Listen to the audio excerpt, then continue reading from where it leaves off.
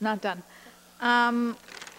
So the overall fee that we're paying this gentleman, should we accept him, $160,000, how is that determined? If it's a pay per use, is it an hourly rate that's how do you determine that fee? Through you, Mr. Chair, there is a great deal of, as was included in the April report on this, there's a great deal of the costs that we don't necessarily understand. Certainly, we can make an estimate based upon the conflict of interest requests that this council might have. But if you look at some place like the city of Sarnia, the city of Sarnia spent over $100,000 in investigations related to their mayor under the conflict of interest, not under the conflict of interest, sorry, under complaints. So that was led by the complaint process, and some of that wasn't directly in response to the integrity commissioner.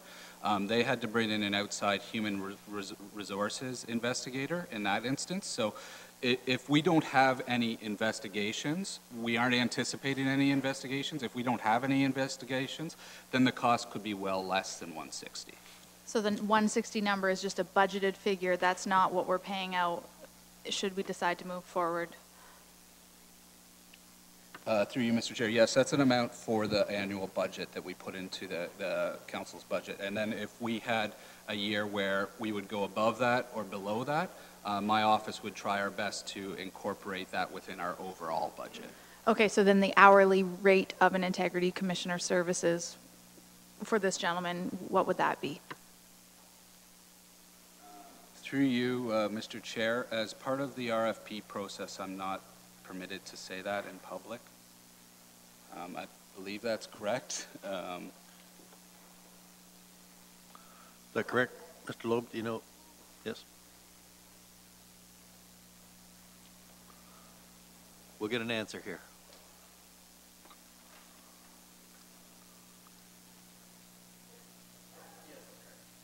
Okay.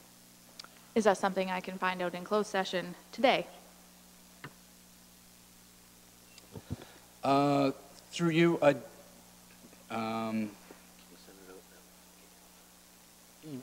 we could provide the information before next week's meeting if that is council's desire. Okay. Additionally, other municipalities, do they hire integrity commissioners with similar credentials?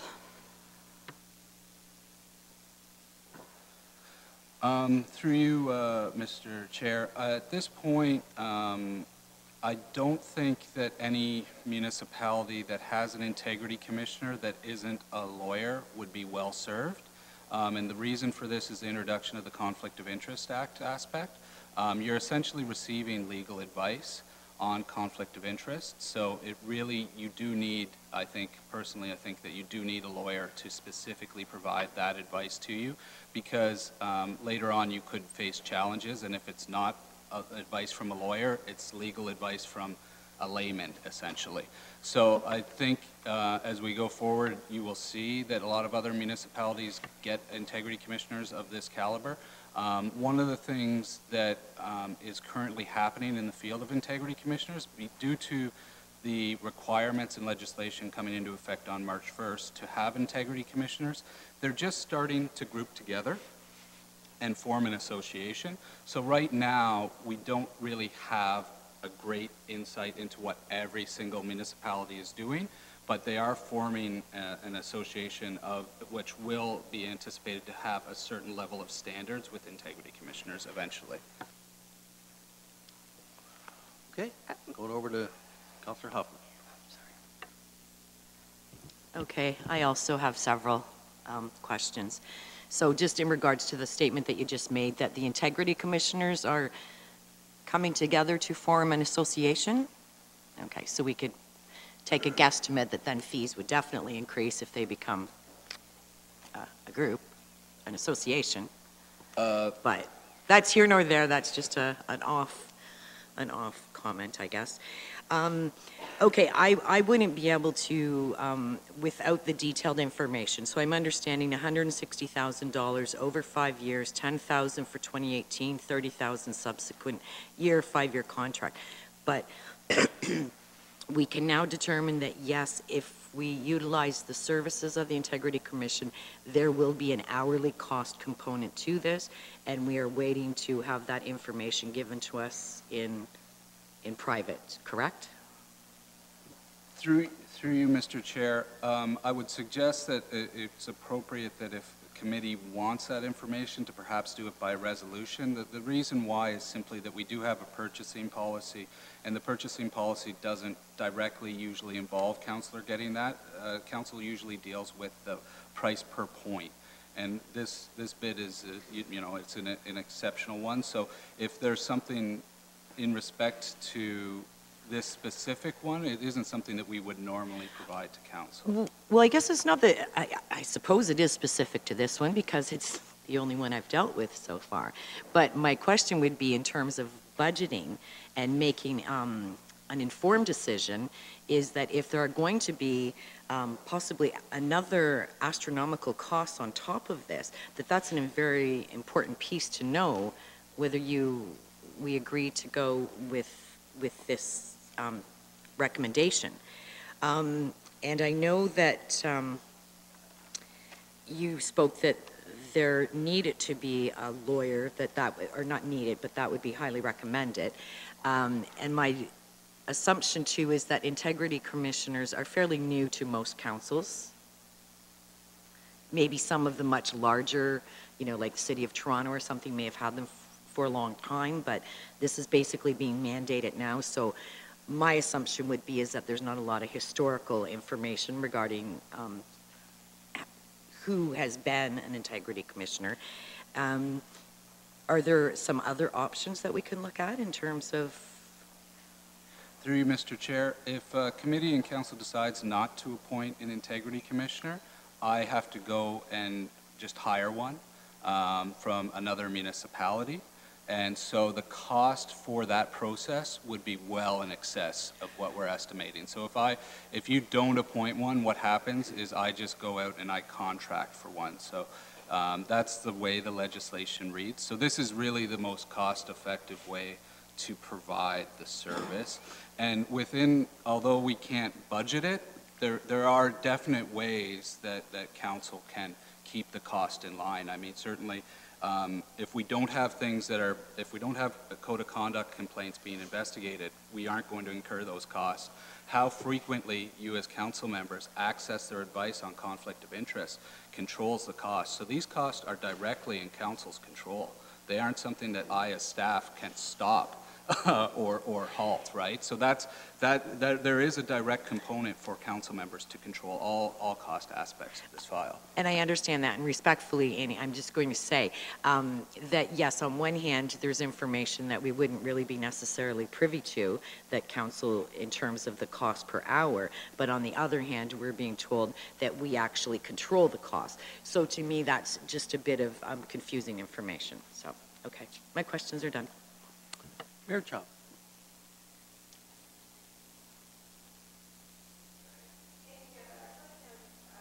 Microphone on? Your microphone.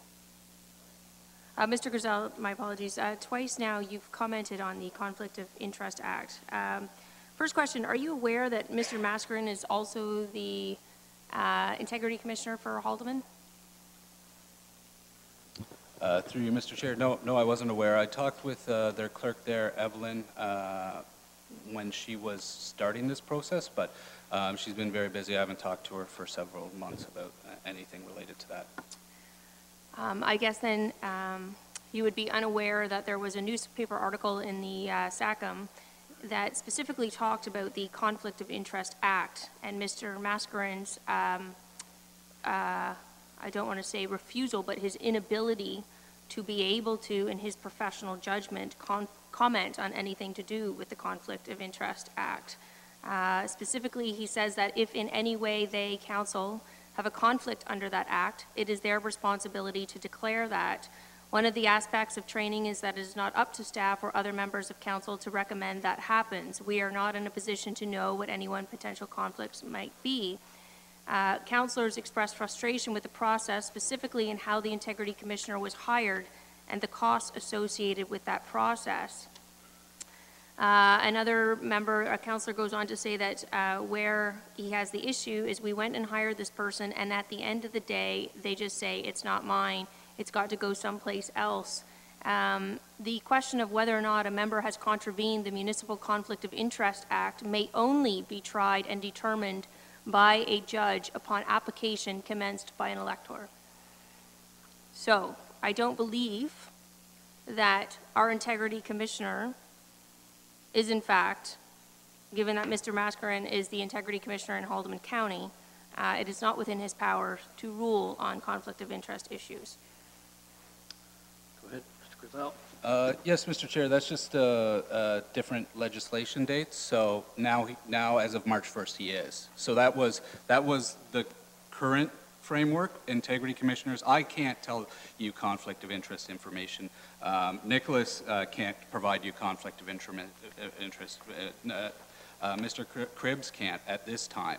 On March 1st, it is legislated to be the responsibility of the integrity commissioner. And Mr. Mascarin is speaking at professional conferences about it. He is the expert in this field, so he is well appraised. And I can't speak to Haldeman's process for procuring him. All I can say is that he was the highest point per value and the lowest cost per point here for Norfolk County, and we're getting exceptional value for this service here. So this is a process, and if council gets into considering deviating from somebody who won a competitive process, it is an issue where we need to involve the county solicitor at some point.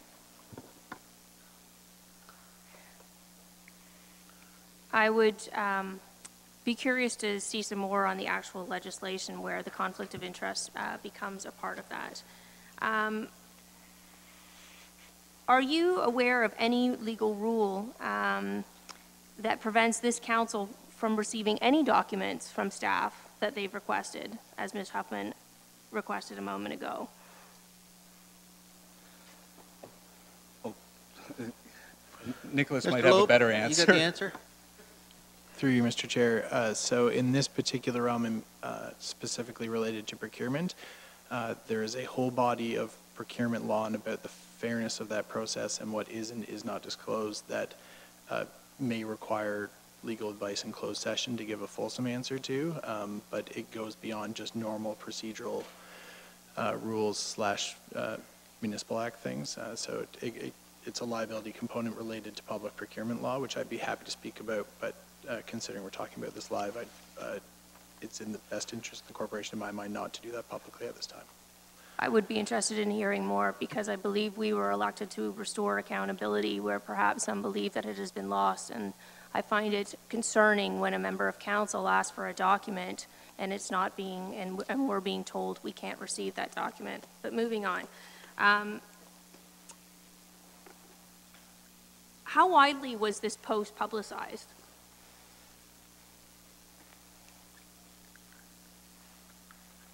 We're getting into some of the purchasing processes, and perhaps, I don't know if Shelley might be able to comment on some of them. It was our standard process, is what I can say. Shelley? I think it's part of the report here. I think I read something about it. Through the mayor, or through the chair to Mayor Chop, this RFP was advertised in accordance with the purchasing policy. It required posting on the Norfolk County website. In addition, it is also posted on the Ontario Public Buyers website and sweeped. Our website is sweeped as well. So it was posted for in excess of 10 days as required in policy. Thank you. Ms.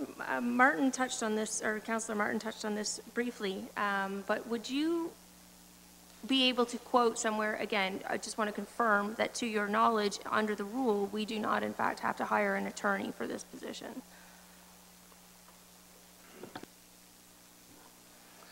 Through you, Mr. Chair, I would say that we did host a competitive process, and the successful proponent was somebody who happened to be an attorney.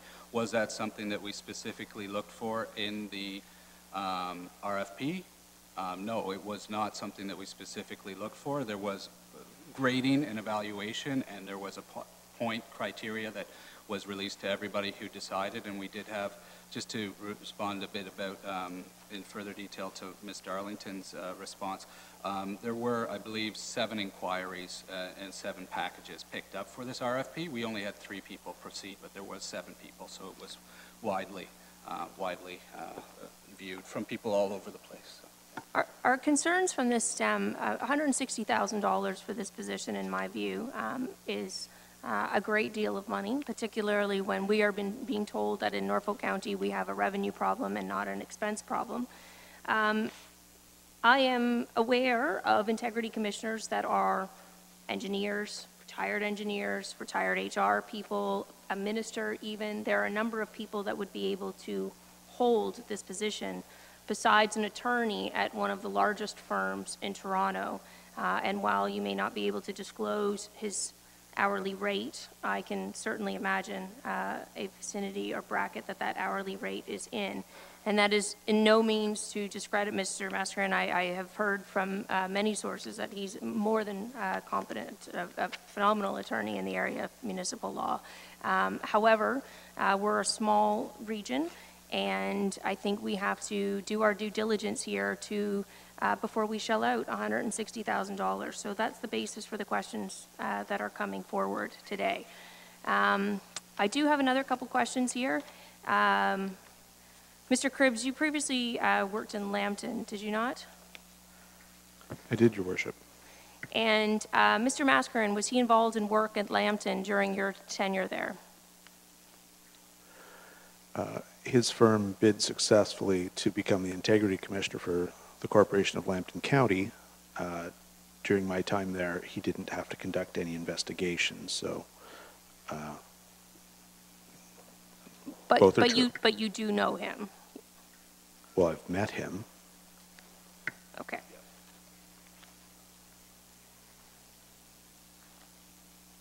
What, in your view, Mr. Griselle, is the power? A code of conduct has been established by the previous council, but we now have a very different council now.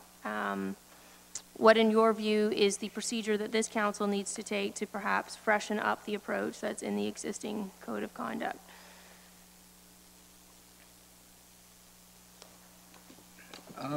Through you, Mr. Chair, the Code of Conduct that was presented and adopted by the previous term of council was a fairly well-researched document. It was about 2 years of work from our office. We brought multiple versions forward. One of the things that is really important and was kind of touched on in the April report is to have a consistent Code of Conduct. The Code of Conduct protects council. There's a lot of incidences in Ontario and across Ontario where councils have had very broad or vague codes of conduct, thinking that that will make it less likely to apply to them. The problem with that is that that gives the Integrity Commissioner a great deal of breadth to investigate things. There's one municipality where a mayor had been at a public meeting and thanked he was making a comment about how many powerful women there were on his council. And he thanked three women, but there was a fourth there that he missed her name. And he later publicly apologized at the meeting to that fourth member, but somebody else actually filed a code of conduct complaint against him for that issue. And because their code of conduct was so vague, the Integrity Commissioner spent over $10,000 investigating something that there was already an apology issued for. So our code of conduct includes things like mediation.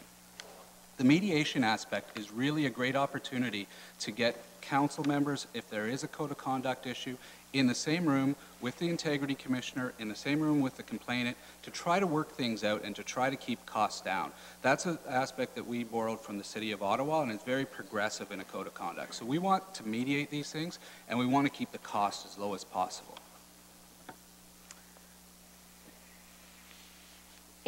I'm not sure if you're aware of this. I've done some research on other municipalities, and I'm curious to see what research you have done in different areas as a cost comparison. As an example, this past year in the town of Newmarket, they spent $3,504 for the year to cover, in fact, there were no integrity-related complaints, and the $3,504 was spent to cover the cost of staff and council receiving advice from the Integrity Commissioner.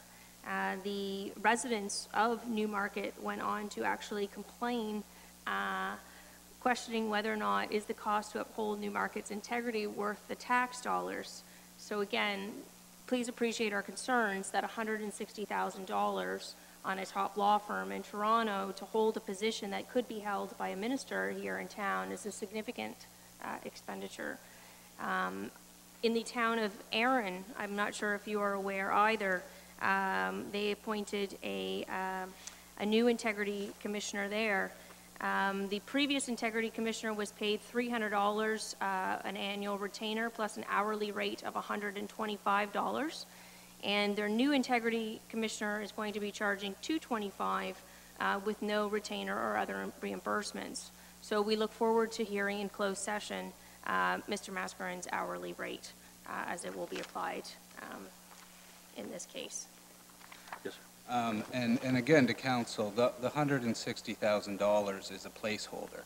If you want to go forward at budget meetings and say we're not going to ask for much information on conflict of interest, you can amend that number to whatever you so desire.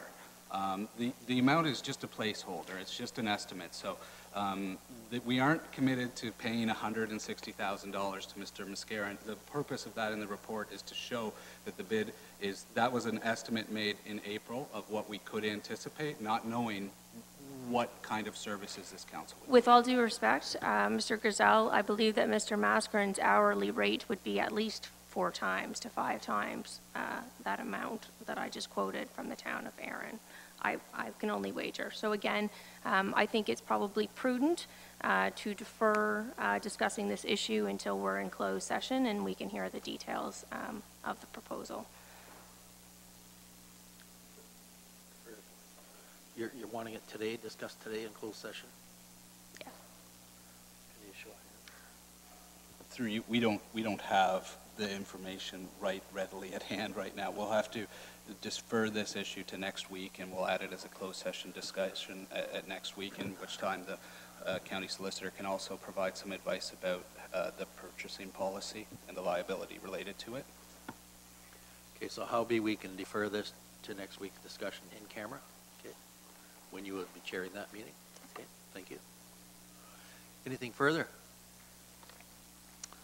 So do we just move on now, Mr. Clerk? Okay. Okay, a mover and a seconder to defer this item to next week's full council meeting. Mayor and Councillor Martin. Mayor Chapman, Councillor Martin, those in favor? That is carried. Thank you.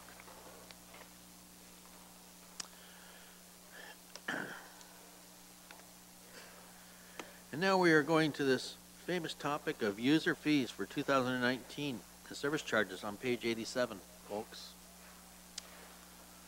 And who's looking after this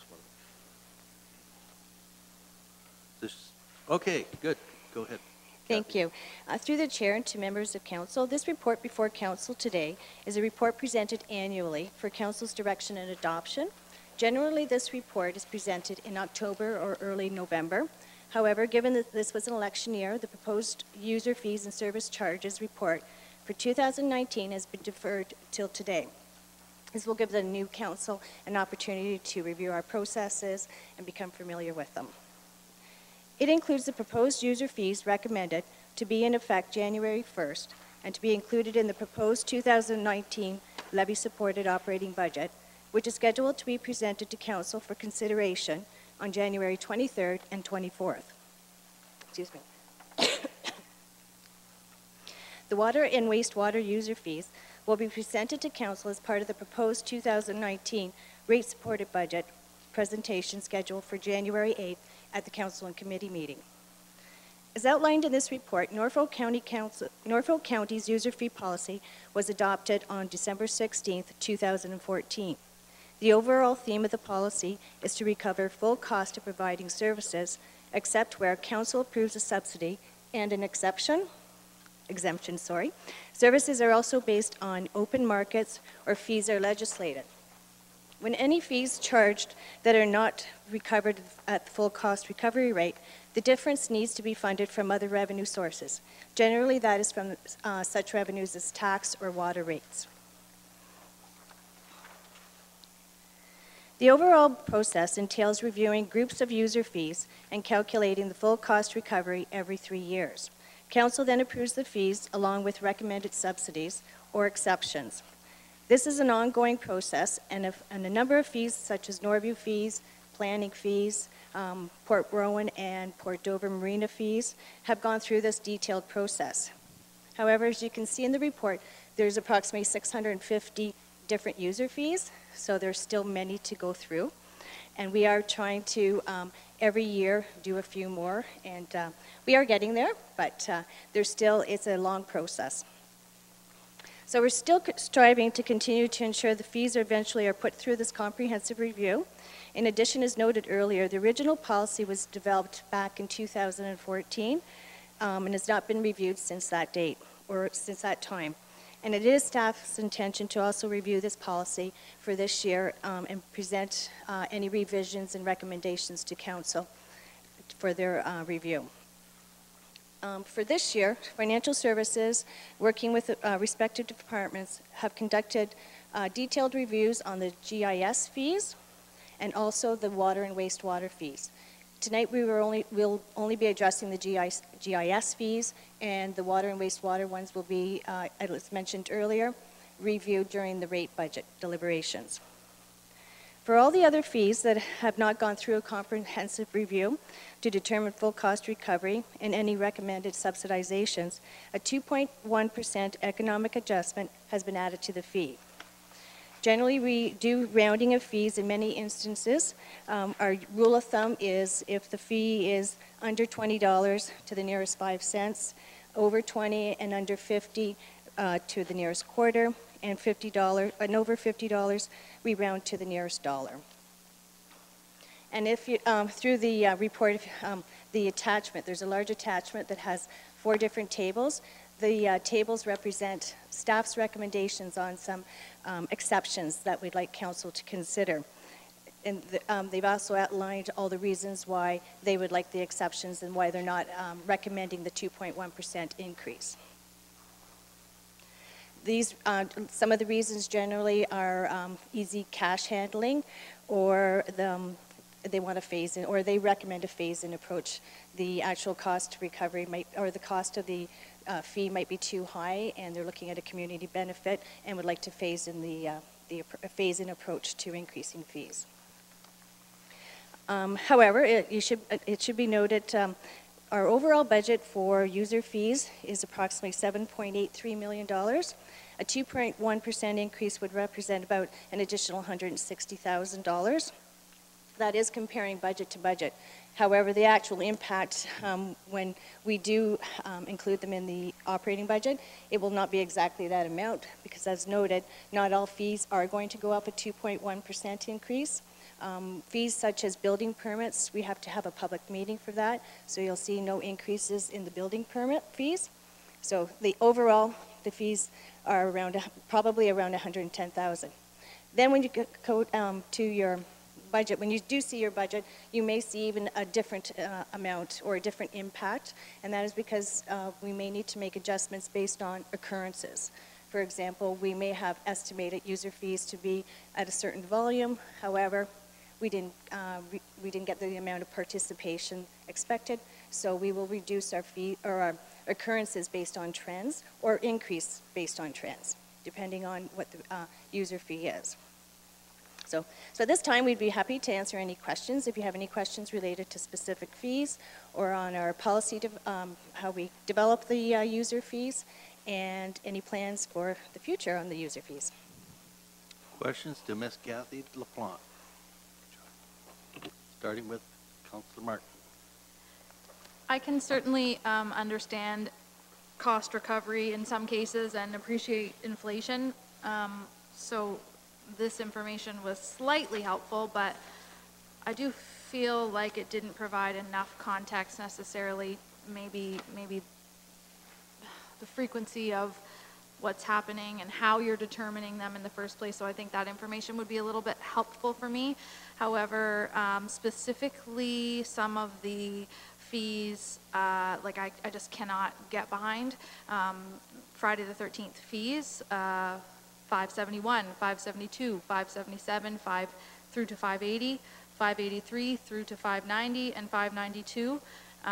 It's my understanding that there's reporting coming to council on Friday the 13th fees to host the event and what it costs the county, as the county was not able to provide that information when user groups and had asked for it. So I just can't justify increasing peddler fees without expense informations to the county. And maybe that's a conversation for another day, but I just can't justify that. It seems like an arbitrary number if we're just increasing it without providing those expenses to the public. More of a comment. Thank you. Yes, Clerk? Certainly, through you, Mr. Chair, just to provide some assurance, I do believe that the preliminary discussions on the Friday 13th report will result in these fees being available for opening up for council at that time. So the next event is in September. We have some time, and that report will definitely be brought before council. So even if these fees are approved or the last year's fees are just carried over, there is a potential they will be before you. Okay. Over to Councilor Rabbits, then Huffman. My question is of more general nature, just helping to explain to us as a new council and to myself as a new councilor, understanding the increases to the fees. Something that stood out to me, particularly it's on page 130, 131 of our agenda, and we're looking at development and cultural services. I noticed that throughout the report, the average fee increase is about 2%, give or take, and when we get to these 2 pages, we see that, that average is jumping up to close to 20%, 25% as an increase to the fees. And I was just hoping for an explanation as to why that may be. It stood out to me, being a novice, looking at the report and seeing these 2 pages kind of set off an alarm bell or what have you, prompting this question. Through the chair to Councillor Rabbits, Pam may have some more information also, but a number of years ago, maybe 2-3 years ago, we did a comprehensive review. We took the development charge application fees, and there was they went through the fee calculator. We have a model calculator for calculating full cost recovery. They did a in-depth review in comparison to other municipal comparators, presented a report to council along with their recommended rate increases. And at that time, council agreed to and approved to increase the fees and phase them in and charge 20% at a rate of 20% annually until the fee hit the recommended cost recovery rate. That's why they're different, and they're still in the phase. And some of them have hit the recovery rate, so they're experiencing now just the economic increase. Others are still increasing 20% a year until they hit the cost recovery rate. Okay. Councillor Huffman. I'm speaking just directly to you. That was a good explanation, because I was wondering, that was one of my questions as well, Ian. I have 2. The one question is just curious, why no increases under the OPP services? Through the chair to Councillor Huffman, the board actually sets the increase, any rates that they charge for the police services board. It is on our agenda to talk to the police services board to see about if they're going to be reviewing their fees. We've been looking at other fees. Haldeman also charges per police service, different police services. So staff for police services, the police services board, we don't set the rates, so they do. So we will be working and plan to work with them. Okay, so those will happen at some point. It's just you don't dictate those ones for set. Okay. That's correct. Okay, now, this one as well, and I apologize, it may fall under the same answer that Mr. Griselle gave Councillor Martin, that there is maybe some more specific information coming. No, I guess that's maybe just specifically with Friday the 13th. My question is, I've been contacted by some, not local user groups, service clubs who do fundraising. And I'm looking at the user rates, and we're specifically looking at page 119 in regards to the ice rentals. So if we were to look at something in regards to more of a sliding scale piece for community groups who were, let's say, renting the ice for a fundraising purpose, how do we go about making some type of change to these fees? Through the chair to Councillor Huffman again. Bill Curlin may be able to help out here a little bit more, but these fees have not gone through the comprehensive review. I would think that would be a good opportunity at that time to have at that time there would be some more input from service clubs, and if there was a different method or, like you say, a sliding scale. Okay. I'm going to let James Johnson chime in here. Okay. Oh, you just Push it again there, James. There you go. There we go. That's a very good question. Sorry, through the chair to Councillor Huffman. We actually had that as an example. Bill, you could correct me if I'm wrong, but with the Langton Minor Hockey Association, they came to us and asked for sort of a scaled user fee for ice rentals for their TIC program. And in order to do that, we would actually, it would be a council grant. So we set the fees based on cost recovery or cost recovery with a set subsidization from the tax levy. And then anything above and beyond that, it would have to be in a form of a council grant to that specific organization. So that's how we would handle that. Okay, so just specifically to that, like this would have to be like on a case-by-case basis? There isn't a simpler, easier way? Through the chair to Councillor Huffman, I think it depends. I mean, the Langton example is, that was a very specific case. They had a very specific ask. However, if we want to set a user fee across Norfolk County for a very specific group, then we would handle that differently. Okay. Yeah, because very specifically what I'm looking at is that the Waterford Lions each year do a tremendous job with a skate-a-thon that raises quite a bit of money, and all of that money goes back into our community. So, I mean, yes, I'm not saying that they don't need to pay for ice, but the fact that they're paying prime rate, that's kind of a little concerning to me. So that, I mean, they're putting money into the community so that the community doesn't really have to access funds from the county or, you know, in one way, shape, or form. And then the county is then asking them to give them top dollar for the ice that they're using. And then on top of it, the concern is that even though it may have been missed before, but it has certainly been brought to their attention this year, is that they're also now responsible for having to pay for the small room that's right off of the lobby in Waterford. So I'm just looking with this. So anyways, ice is something I've always paid attention to, being a former hockey coach and on the Waterford Minor Hockey Executive. And then with this concern brought forward from the Waterford Lions, I was paying particular attention to it. So, like I said, this probably is a discussion for another day. That's what you get with all of us new councillors. We're probably just jumping all over the place and we're driving you all crazy. But I would like to see that addressed somehow, way, shape, or form. Okay, thank you. And will the mayor? Chop. Thank you, Mr. Chair. A few questions. In particular, in related to planning department expenses or the costs that we're looking at increasing those user fees, 20% plus 2.1%. And while I appreciate your background information on that, everybody here ran a campaign based on cutting red tape, based on increasing business in Norfolk County. And those costs are not insignificant, the increases. Under Section 7.4 of the Building Code, building permit fees should not anticipate the reasonable expenses of administering and enforcing the Building Code Act.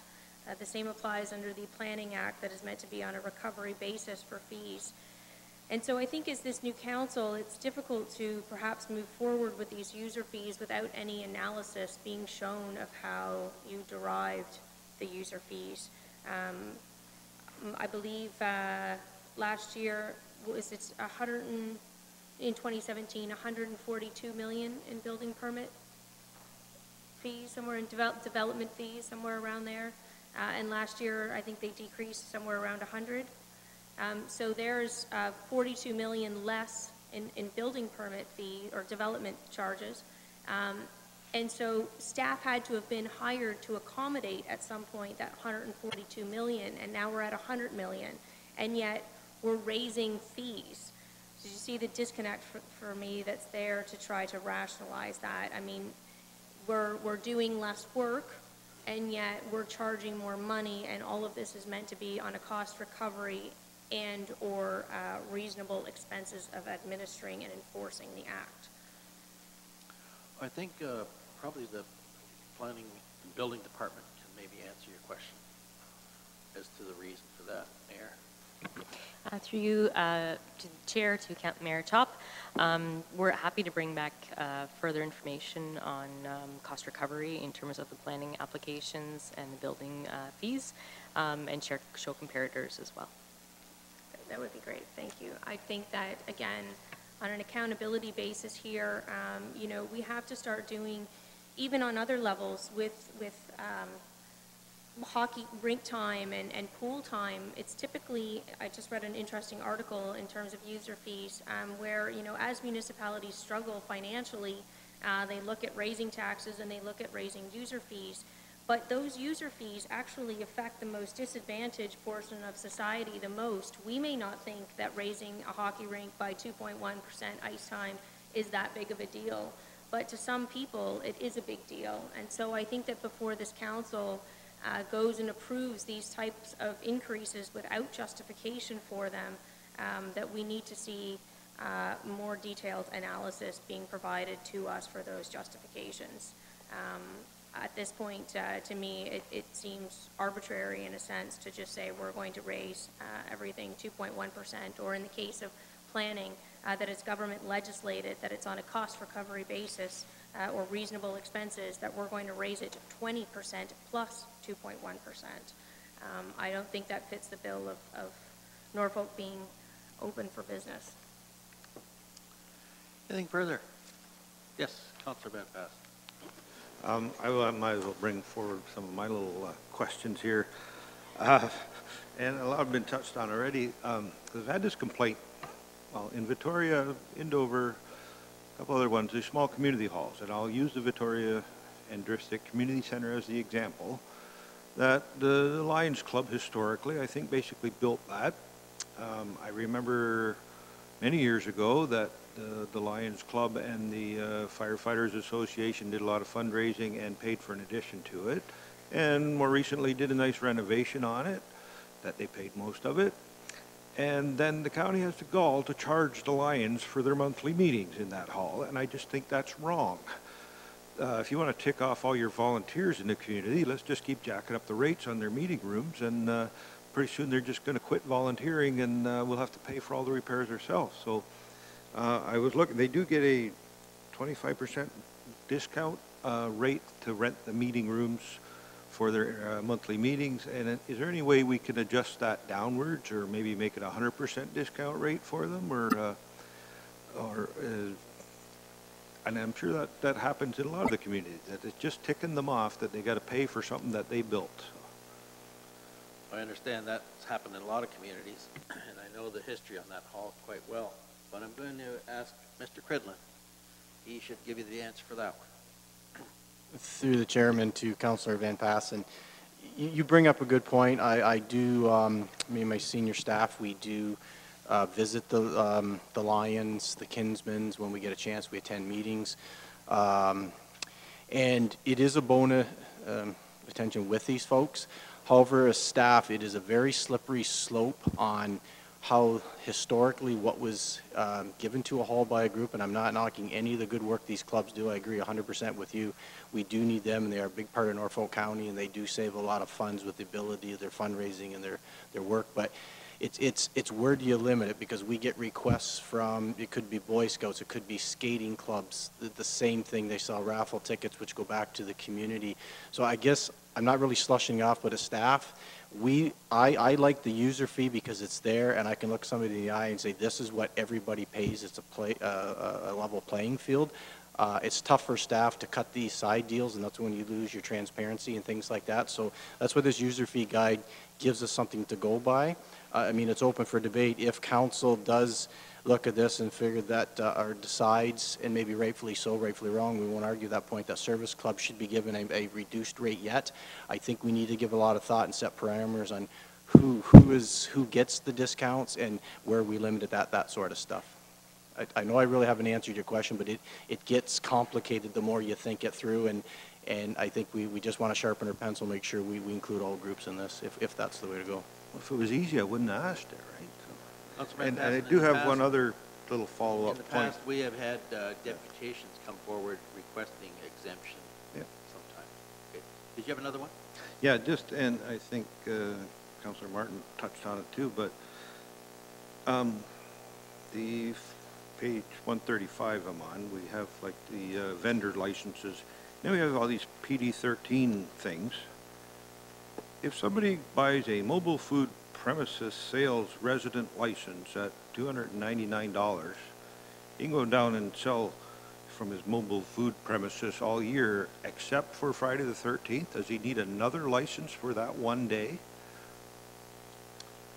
I have to ask Mr. Griselle. Through you, Mr. Chair. Yes, that's the way the bylaw's been written since 2008. So it's not anything new. It wasn't uniformly applied, but it has been in effect that way since 2008. And it's something that certainly when the report comes forward on Friday the 13th is we appreciate council and we look to council to provide their input and direction on what they want to happen in that regard. That's exactly what you're here for. If you have issues with that, please, when the report comes forward, we can address that. Okay, done? Councillor Martin. Thank you. Additional comment to that, that is the only event in Norfolk County where an additional fee is charged to both residents and non-residents. Fun fact. While we're on the topic, sorry, Bill, slippery slope you mentioned on service clubs and whatnot and rental fees. I just don't want this opportunity to pass by and not make mention to it. Something to just maybe give consideration and have a conversation at a later date about would be not-for-profit groups, and they are on this list as well. And I bring this up because it matters and it's difficult for people to find accessible buildings to use in the county that are cheap. Not that I'm saying our fees are cheap, but and I recall having this conversation in council chambers here with regards to the Community Hub Initiative, and I was told by a previous council member, you know, that these people should just find a church basement to use, or, well, we need accessible buildings for our community members, but we also need reasonable fees for not-for-profit agencies to be able to get access into these buildings. So I know it's a slippery slope, but I just wanted to make mention to that while we're on the topic. Okay. Other questions? Mayor? Just two final questions. I'm just wondering if, as we look at the user fees, this is to Mr. Cridlin, Mr. Chair, there is a significant portion under his departments where it has come up in council previously. To my knowledge, Mr. Cridlin is looking into these things, but I believe it would also impact this user fee analysis, and that is those areas where the county has been historically competing with private sector businesses. And if we might be able to separate out those user fees where there would be some sort of conflict because in my view, that is an area where we as a county were supposed to be encouraging business development and not competing with the private sector. The second question I had is, to my knowledge, to Mr. Johnson, I believe it was stated that, sorry, I'm not sure if it was you actually, 160,000 was the increase that we anticipated receiving from the user fees? Through the chair to Mayor Chop, that's just a high-level estimate based on the 7.3 million in user fees that we do receive. If we were to actually implement a 2.1% increase on top of all user fees. Thank you. So this is more to point out for everybody that's here, you know, as I know we've had a great deal of pushback on the Integrity Commissioner, and 160,000 doesn't seem like a lot of money, but it's ironic that those two dollar values are the same. And so again, when we look at lower income families and we're talking about raising rink time or pool time or summer camps or so on, I think the easy way out is to simply approve a 2.1 increase across the board without looking for other ways in which we might be able to reduce costs and keep those types of services affordable for everybody in Norfolk. Any comment on that one? Through the chair to members of council and Madam Mayor, a couple things I'd like to just make sure, just for clarification. One, back to the Integrity Commissioner report, it is 160,000, but I believe that's spread over 5 years, so it ends up being 30,000 a year plus or minus. So I just wanted to make sure everybody understood that. The other thing with the user fees, I'm looking forward to a discussion in adjusting user fees going forward. However, these user fees are on a cost recovery basis. We don't get a profit out of these user fees, so therefore if we reduce them, then the general levy has to make up for it. So in the case of a hall with Bill's area, the reason why we charge a fee is because we have to send someone out there to clean it up or open it up or whatever the logistics are with that particular fee. Same with arena rentals. There is a tax subsidy on those fees. We lose money on renting the ice. That's why municipalities have arenas and they're not private. So I just want to make sure everybody, when we are discussing these fees, that if there's any reductions in these fees, then it will end up being borne onto the rest of the taxpayers. Okay. Pay Peter, pay Paul. Okay. Anything further? So, I did have a couple of questions, and I guess this one's to you, Mr. Cridlin. The Teeterville Hall, I noticed it in here as a rental, and I was told by some of the Teeterville residents that there was some restriction as to use of that hall, Mr. Cridlin. Is it back open for the public use to rent? Yeah, through the chair. That was one hall that kind of went from community services management over to the DCS, and I think I'll pass it over to Chris Baird, and he's got the details now from his experience, how they operate. Sure. Thanks. Councilor Chair Columbus, I'll just jump in to help Pam out. So the Teeterville Women's Institute Hall, it's closely affiliated with the Pioneer Museum. It's the only building on the block that has washrooms, so they're obviously pretty tight. It made more sense for the museum folks, Heritage and Culture, to operate that as part of the operations at the Teeterville Museum site. So last year, Mr. Cridlin's folks transferred into Pam's area of operations, Heritage and Culture. It's a perfect fit. To answer Councilor or Chair Columbus's question, it is still available for use, but the use is very limited. It's only a handful of times, family picnics through the summer months. So it is still available, and there's a cost to open it up and clean the washrooms and so on. Okay, thank you for that. And I've got another question on page 135.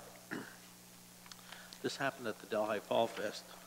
It was an issue with animals that were in the Fall Festival.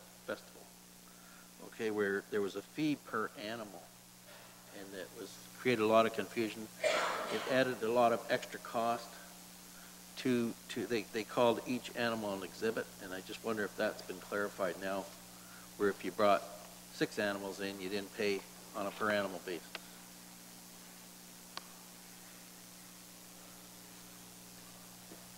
Through you, Mr. Chair, is that their area or would that be licensing? It's licensing. Oh, okay, sorry, yeah, that's my Yep. area.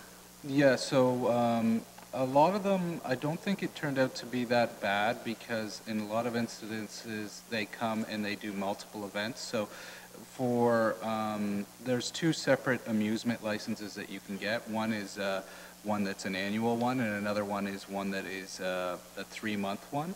So many of them got involved with the other one. The issue that they got involved with in that specific one was that they were so late in getting a lot of their stuff together that they encountered the late fee penalty. But we were working with them right up till, I think, an hour before the event started to try to get everything in order for them. And we did, my recollection is we did also waive $200 or so. There was a large amount of fees waived just because they weren't aware of it, and we try to progressively get compliance year over year. We don't ever try to pull a trigger on somebody and say these are the rules. We like to work with these groups because we understand what they're trying to do for the community. I know when it happens at the 11th hour and staff isn't around, we have to drag you out of the house to get these permits, so, yeah. Okay, so as long as that doesn't happen anymore, that'd be great. Okay, what do we wish to do with this recommendation that's printed on page 91? Ms. Martin. I would like to propose a motion.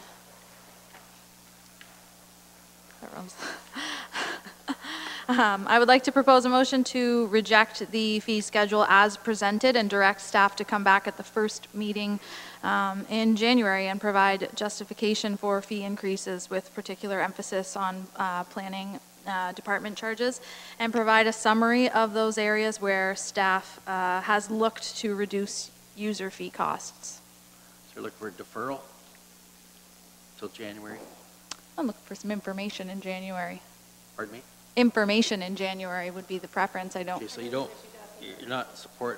not making a motion to approve this. You want this whole report I would like to make an deferred entirely with new additional information. New motion, yep, for additional information and look Did you for get that, reductions. Mr. Clerk?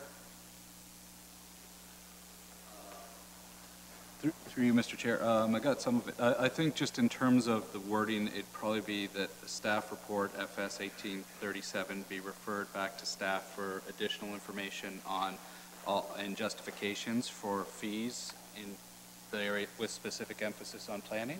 Department charges and additionally areas where staff have looked to reduce user fee costs. Please. If any available. Go ahead, Mr. Manager, CEO. Can we just have a little clarification around, it's that end part that's causing multiple foreheads to wrinkle. We haven't, we always attempt to operate the corporation in an efficient manner, but we haven't had any specific instructions to look at specific user fees so as to minimize them. Mr. Johnson is correct that fundamentally we charge user fees because there are services that are linked to identifiable individuals who use them. So the option is the levy, is the tax base. We haven't had specific instruction to look to minimize, because any effort to minimize those will move expenditure dollars over to the levy, which is an entirely justifiable policy decision. If that's where council wishes to go, you could charge zero for any user fee. There's there's virtually no law that says you have to have any. That being said, we're talking about fundamentally a policy decision. So what you're asking for is something, generally speaking, that hasn't been attempted. And at any rate, our answer would just be, we could cut them in half. We just ask for more on the levy. That's our challenge, if I may. Okay, so all of these are just covering the cost. Every single, so then to me that my next thought process is in an effort to decrease the burden on the residents, whether it be through increased prices or on the levy dollar, that we would then look for cost reduction on these services that we're offering. Let's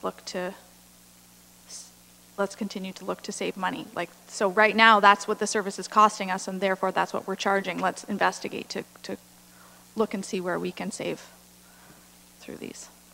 Basically, is the user of the space or the ice or whatever paying for it, or is every taxpayer paying for it? Right, I agree. I understand, I agree, but then my question is, well, where can we save money on the operating cost of that arena to therefore,